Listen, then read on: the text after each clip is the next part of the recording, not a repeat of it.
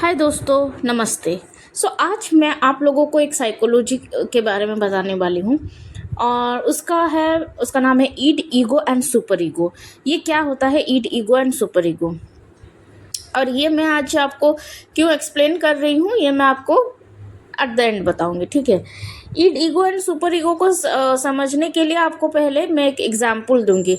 ईड जो है pleasure, ego जो है रियलिटी एंड सुपर ईगो जो है अब मोरालिटी। ईड क्या होता है, लाइक आपकी मम्मी ने आपको एक चॉकलेट दिया, बोला बेटा ये अपने छोटे भाई के साथ शेयर करके खाना। बट आपको अगर आपका ईड आपको बोलेगा लाइक छोटे भाई के साथ मैं क्यों शेयर करूं, मुझे भी तो चॉकलेट बहुत पसंद है। तो अब कौन देख रहा है, मम्मी तो चली गई है ना, और छोटा भाई को थोड़ी पता है मेरे पास चॉकलेट है, बाद में जो होगा देखा जाएगा, मैं खा लेता हूँ। तो आप खा लिए, मीन्स आपको प्लेजर चाहिए। फिर ईगो क्या होता है, जैसे ज़्यादा दिमाग नहीं लगाना है, बस आपकी मम्मी ने आपको बोला बेटा अपने छोटे भाई के साथ बांट करके खाना, तो आपने उसको हाफ कर दिया, हाफ खा लिया, हाफ अपने छोटे भाई को दे दिया। फिर सुपर ईगो, सुपर ईगो क्या होता है, मोरालिटी होता है।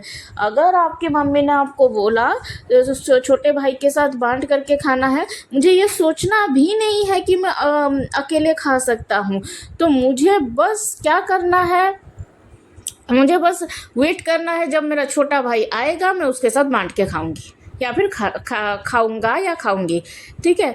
तो ये होता है ईड, ईगो, सुपर ईगो। जैसे कि मान लीजिए आपका एक कंपनी का मीटिंग चल रहा है, आपको अचानक से मन किया मुझे पिज़्ज़ा खाना है, अभी के अभी पिज़्ज़ा खाना है। आपका ईड क्या बोलेगा, ए मीटिंग रोको मैं जा रही हूँ। अगर आप सीनियर हो, अगर जूनियर हो तो उठ के चले जाना पिज़्ज़ा खाना, मुझे अभी के अभी प्लेजर चाहिए, मुझे अभी के अभी वो चाहिए ही चाहिए, मुझे अभी के अभी पिज़्ज़ा खाना है, ठीक है। और ईगो क्या बोलेगा, ईगो बोलेगा नहीं नहीं नहीं नहीं, मीटिंग ही चल रहा है ना, ख़त्म होने दो, जाके खा लेंगे उसके बाद, क्या है उसमें। और सुपर ईगो जो मोरालिटी पे बेस होता है, वो बोलेगा ठीक है, मीटिंग चल रहा है, मैं पिज़्ज़ा खाने के बारे में सोच भी कैसे सकती हूँ, लेट्स फोकस ऑन मीटिंग।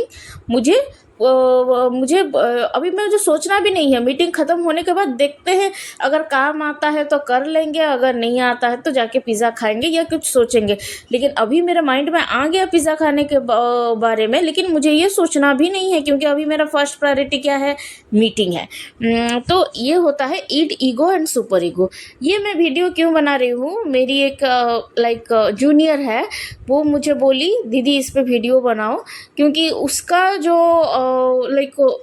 जो गर्लफ्रेंड है, उसकी जो गर्लफ्रेंड है, तो वो उससे 3 महीने से बात नहीं कर रहा है। बात करना बंद हुआ था उनका जनवरी में, जनवरी फरवरी मार्च, 3 महीने से बात नहीं कर रहा है। तो मैं बोली ठीक है, अगर देखो आपको ऐसे पार्टनर को ना लात मारना चाहिए पिछवाड़े में, जो इतना ईगो है कि झुकेगा नहीं साला। लेकिन देखिए, अगर आपका ऐसा पार्टनर है, फिर वो बोलता था दीदी मुझे उससे शादी करनी थी। मैं बोली तू अगर शादी करता ना ऐसे पार्टनर से तो पछताता, अगर वो तुझसे दया करके शादी कर भी लेता ना, तो शादी के बाद क्या तू खुश रहता। अब वो तुझे पैरों की जूती बना देती बहनचोद, तू ये क्या बोल रहा है। तो अगर कोई कोई होते हैं ना, हमारे माँ बाप जैसे भी, कोई भी हो, हाँ ठीक है गलती हो गई चलो माफ़ कर देते हैं, राइट। लेकिन एक एक चूतिया पर इतना मतलब गांडू होते हैं, इतना बहनचोद होते हैं वो लोग, चाहे पार्टनर मर जाए, चाहे कुछ भी कर दे, लेकिन उसको आप झुकेंगे नहीं, इतना ईगो। ऐसा नहीं कि प्यार नहीं होता है, वो उसकी गर्लफ्रेंड उसको बहुत प्यार करती थी, या अगर याद भी आ रहा होगा तभी भी कांटेक्ट नहीं करेगी। और कोई कोई लड़के भी वैसे होते हैं, प्यार करते होंगे, याद भी आता होगा लेकिन कांटेक्ट नहीं करेंगे। लेकिन ये ईगो है, ये बहुत गंदी चीज़ है। अगर ऐसा ईगो, मैं बोली तू क्यों टेंशन ले रहा है, अगर उसका ऐसा ही ईगो रही ना, तो शादी के बाद तो घर टूटेगा ही टूटेगा। ईगो के साथ किसी का भी घर ना ही बसा है, ना ही आगे बसेगा। तो ईगो रहेगा तो शादी टूटेगा ही टूटेगा, ठीक है। तो उसके लिए तू टेंशन मत ले। ठीक है, उसका अगर ईगो है ना इतना ज़्यादा, तो उसकी तो लाइक मैरिड लाइफ मान लो हेल ही है। तो ये तो उसका फिक्र मत कर।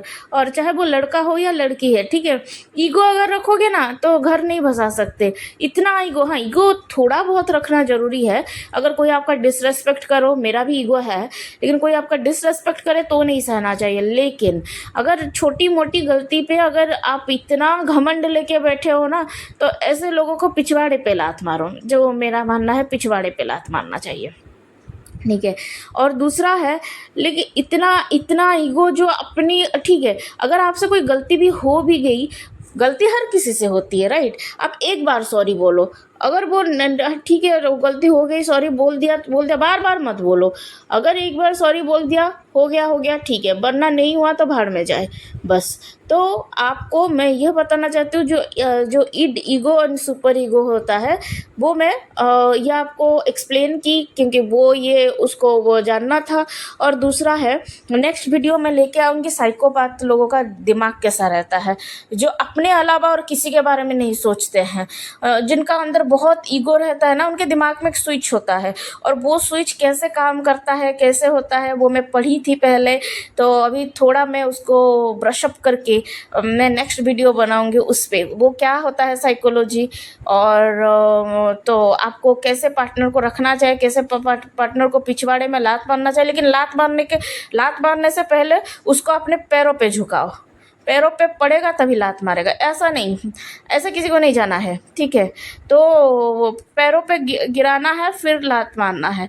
और देखिए, अपनी सेल्फ रिस्पेक्ट से बढ़कर कुछ भी नहीं होता, लेकिन अपनी सेल्फ रिस्पेक्ट से बढ़कर बदला होता है। बदला लेने के बाद ही वो अपना सेल्फ रिस्पेक्ट देखो, और बदला लेने के लिए सेल्फ रिस्पेक्ट को तो दाव में लगाना ही पड़ता है, ठीक है।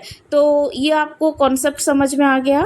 तो चलिए मिलते हैं नेक्स्ट वीडियो में, और आप सब मेरे इस वीडियो में लाइक ठोक दो, और सब्सक्राइब भी ठोक ठाक दो, एंड शेयर करो, ताकि ये सब तक ये वीडियो पहुंच जाए, ठीक है। बाय।